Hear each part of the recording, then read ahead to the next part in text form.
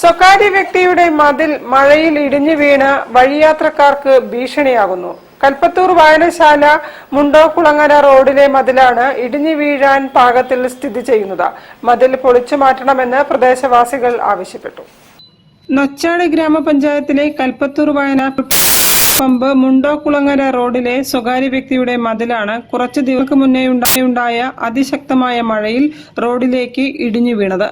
മതിലിന്റെ ഒരു ഭാഗം മാത്രമാണ് ഇടിഞ്ഞു വീണത്. ബാക്കി ഭാഗം വരുന്ന കരിങ്കൽ കെട്ട് ഏതു നിമിഷവും റോഡിലേക്ക് വീഴാവുന്ന സ്ഥിതിയിലാണ്. സ്കൂൾ കുട്ടികളടക്കം നിരവധി പേരാണ് ഈ വഴി യാത്ര ചെയ്യുന്നത്. ജീവൻ പണയം വെച്ചാണ് മതിലിന് താഴെ കൂടി ആളുകൾ പോകുന്നത്. ഈ പ്രദേശത്തുകാർക്ക് കൽപ്പത്തൂർ വായനശാലയിൽ എത്താവുന്ന എളുപ്പ വഴിയാണ് ഈ റോഡ്. യാത്രക്കാർക്ക് ഭീഷണിയായ സ്വകാര്യ വ്യക്തിയുടെ മതിൽ പൊളിച്ചുമാറ്റി യാത്രക്കാരുടെ സുരക്ഷ ഉറപ്പാക്കണമെന്നാണ് പരിസരവാസികൾക്ക് പറയാനുള്ളത്. പ്രദേശവാസിയാണ് ഞാൻ. എൻ്റെ പേര് ഷാജി.